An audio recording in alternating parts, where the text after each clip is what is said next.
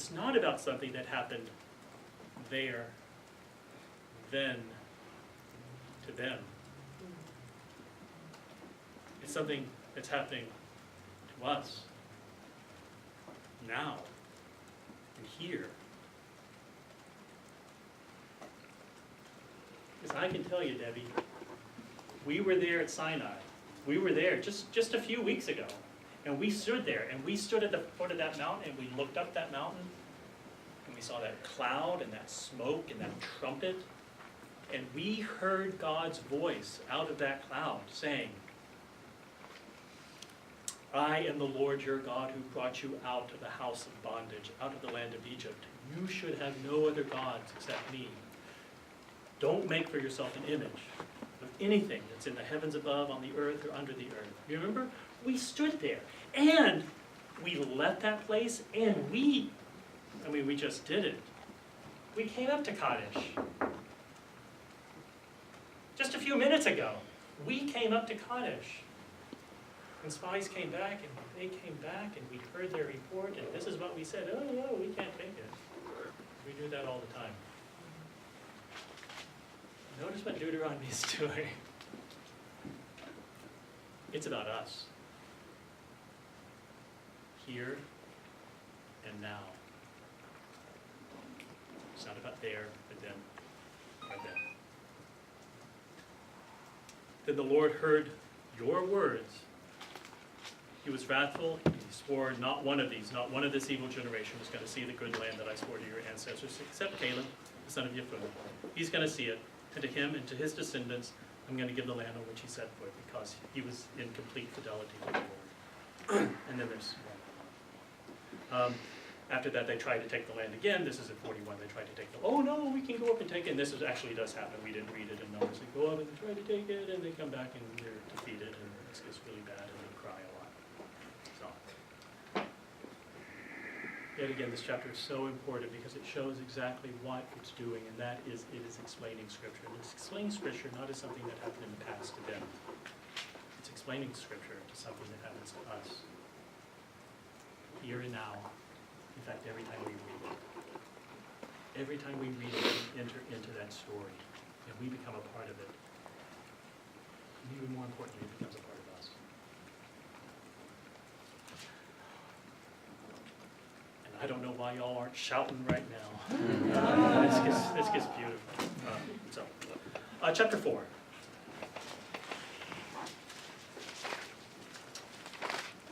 He tells us, he keeps telling his story up to the point. Chapter 4. So now, Israel. Now he's getting all wound up. So now Israel. So because you've heard all this history, now we're going to start preaching. Right? So now Israel, give heed. And we can stop right there. The word give heed here is actually just one word. It's just one verb in Hebrew.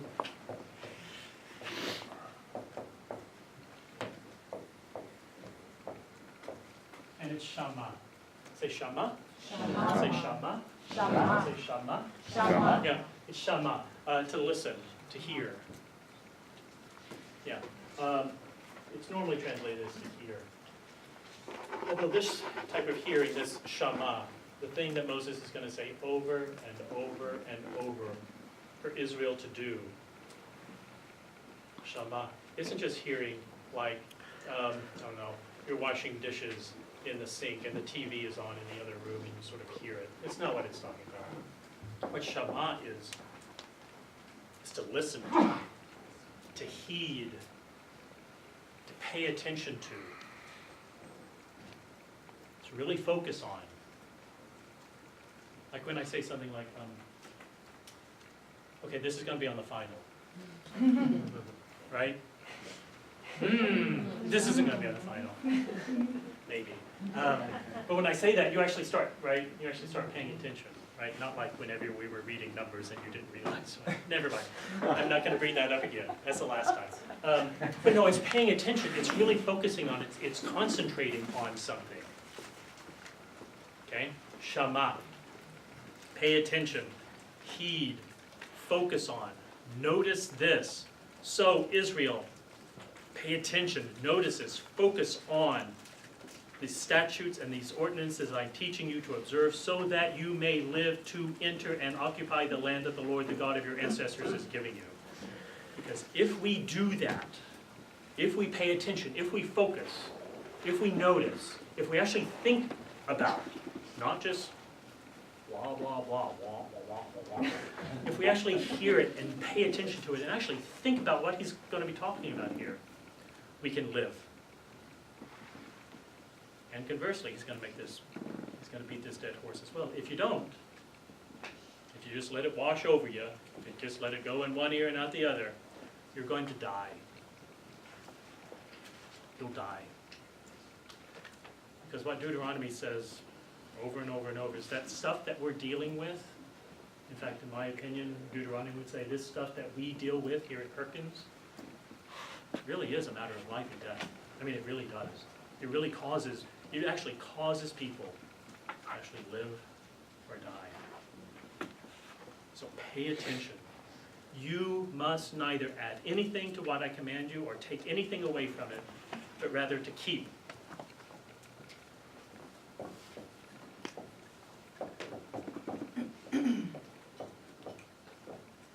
Shamar. Say shamar. Shamar. Say shamar. Shamar. Say shamar. Shamar. Beautiful. Shamar means to keep. I have a drawer. I'm sure maybe you do, maybe you don't. I don't know. I have a drawer in my bureau at the house. I really do. I'm not just making this up. Like I do a lot of stuff. I actually do. I have a drawer that all the crap goes in. You know, I have something in my, here's a poop bag for my dog. It's true, right? And so, you know, sometimes I'm emptying out my pockets. No, it's true. And, no, it really is. And I didn't plan it. I mean, I just have it because I took it. But anyway, you know, and so it's like I don't want to, like, leave it on the table, so I throw it in the drawer, change, I'll throw it in the drawer, you know, all that kind of crap. You know, it just goes in the drawer. And in a sense, I'm keeping all that stuff because it's in my bureau, in my drawer. So far, so good. That's not what shamaring is. That's not keeping. What keeping is during the summer of 1993, I did archaeological work in Israel for 2 months. This was about 4 months before I got married. And so my wife, to be, was home planning the marriage, planning the wedding with her mother while I was in Israel. It wasn't a pleasant time. But one of the things that did come from that time was that every single day we wrote a letter to each other. Again, you don't do it anymore. It doesn't have to email all this stuff, but on this really thin blue air postage paper, it was really light, and yeah, and so we have a stack of them, and I have them right there, not in my bureau. I think it might be in the safe actually, but something right there. And the reason why I keep them, the reason why I shamar them is because they're precious to me. And they remind me of a very special time in my life and a very special person in my life. They're precious to me, and that's the reason why I keep them, not my poop bag. That's what shamaring is. These things that I'm telling you, you've got to hear them, you've got to heed, you've got to pay attention, you've got to focus on them, you've got to actually think about them, you've got to consider them, and not only that, but you've got to keep them. You've got to keep them because they're precious. Because they're some of the most precious things, whether you know it or not, they're some of the most precious things in your life. You've got to keep these commandments of the Lord your God with which I'm charging you. You've seen for yourselves what the Lord did with regard to the Baal of Peor, how the Lord your God destroyed from among you everyone who followed the Baal of Peor, while those of you who held fast to the Lord, you're alive today. And yet again, all of these people that went to the Baal of Peor, they're all dead because they died in the previous generation. But you are alive. And notice when you're alive today. And the thing that I love about Deuteronomy is that today is going to appear over and over and over in the book. And the reason why I love that is because it doesn't matter when you read that verse, it's always true. You who held fast to the Lord your God are all alive today. Look at you.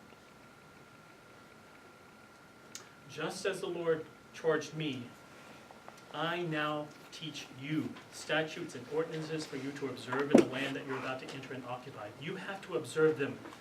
Pay attention to them. Shamar them. You have to observe them diligently, because that's going to show your wisdom, your discernment to the people, who, when they hear these statutes, are going to say, wow, what a great nation that's wise and discerning, right?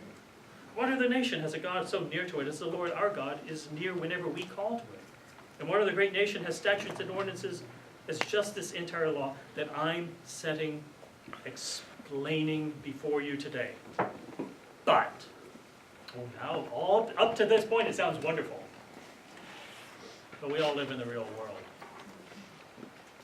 And we all look at ourselves in the mirror in the morning.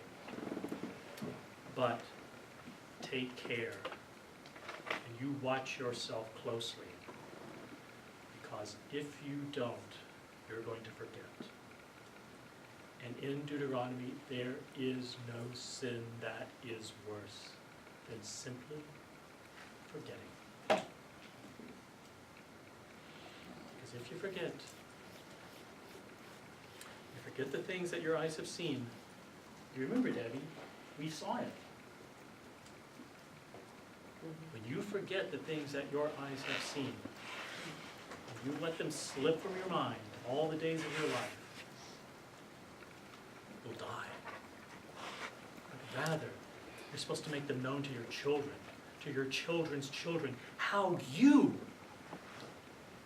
and again, when he's speaking this in the context of Deuteronomy, this isn't true. But in a sense, it is true. And it's as true today in 2016 as it was for the authors that are writing this. How you once stood before the Lord your God at Horem.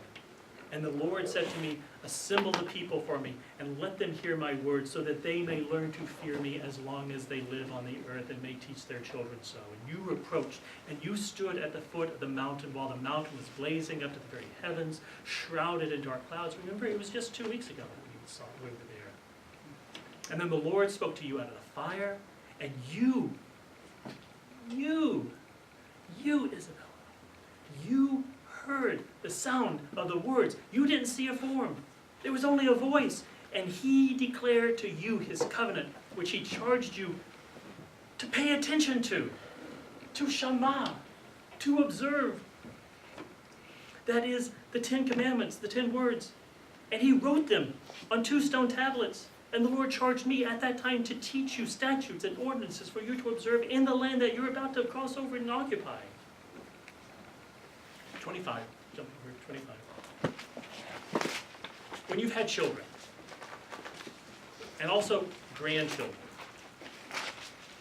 and become complacent in the land, if you act corruptly by making an idol in the form of anything, that's doing what is evil in the sight of the Lord your God, and provoking him to anger, I call heaven and earth to witness against you today, then you'll utterly perish. And you really will. I mean, you really will. Seriously. That you will perish from the land that you're crossing the Jordan to occupy. You won't live long in it. You'll be utterly destroyed. And the Lord's going to scatter you among the people, and only a few of you are going to be left among the nations of the Lord will lead you. And there you're going to serve other gods made by human hands, objects of wood and stone that neither see, nor hear, nor eat, nor smell. Be cast out.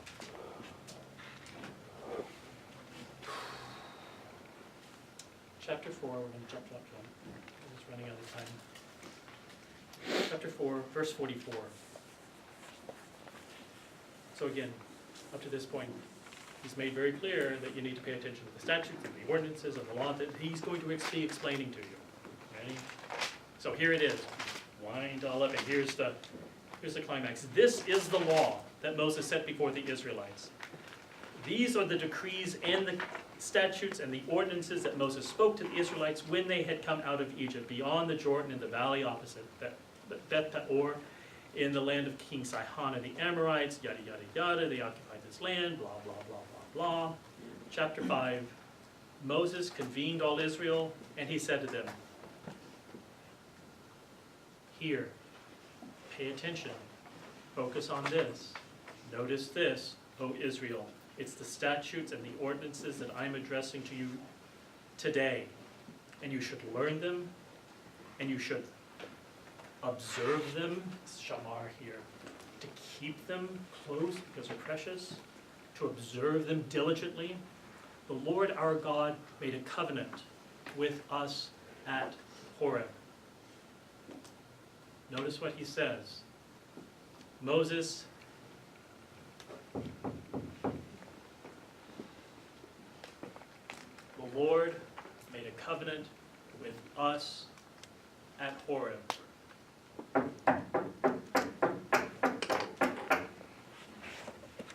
The Lord made a covenant with us at Horem.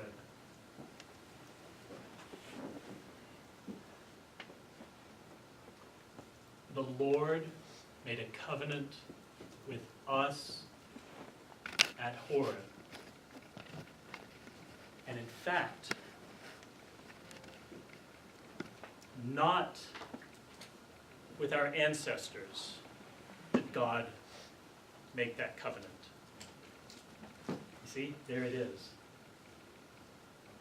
It's not with your father, it's not with your mother, it's not with your grandfather, it's not with all these bones lying in the middle of the Sinai desert. It's not something that happened a long time ago. It's not about them. It's not us. It's not about there, over there somewhere in the Middle East, blah, blah, blah. It's here. It's not about 25, 20, 35 years, 1,000 years ago. It's about now. The Lord made a covenant with us at Sinai, at Horeb. Not with our ancestors did the Lord make this covenant, but with us who are here, all of us, alive today. The Lord spoke with you face to face at the mountain out of the fire. At that time I was standing between the Lord and you to declare the words of the Lord, because you were afraid because of the fire, and you didn't go up the mountain. And he said, I am the Lord your God who brought you out of the land of Egypt, out of the house of slavery. And we have the 10 Commandments right here, practically exactly like they are in Exodus 20. But you see how it's wound up, how it's brought up. It's not something that happened a long time ago in Exodus. It's something that is happening right now. In fact, if we were to read through this, you would be hearing the word of the Lord to us who are here, alive, today. There's not a more powerful book in the Bible. Jude Schmood. Chapter 6, and we'll finish up here, because it's a good place to begin. This is the commandment. So we talked about the 10 words, blah, blah, blah, blah. And up to this point, he's always said, oh, I'm going to explain to you all this covenant, and he hasn't been doing it. He just gets been telling stories. Then he has the 10 commandments. Now we finally get around to it. We're going to explain all these laws and blah, blah, blah, blah, blah. We're going to explain that this is the commandment. There's only one? This is the commandment. That is the statutes and the ordinances that the Lord your God charged me to teach you and to observe in the land that you're about to cross over and to occupy, so that you and your children and your children's children can fear the Lord your God all the days of your life, to keep his decrees and his commandments that I'm commanding you, so that your days may be long. Therefore, hear, pay attention, notice this is important, people. Hear therefore, O Israel, and observe them diligently, so that it will go well with you, and so that you may multiply greatly in a land flowing with milk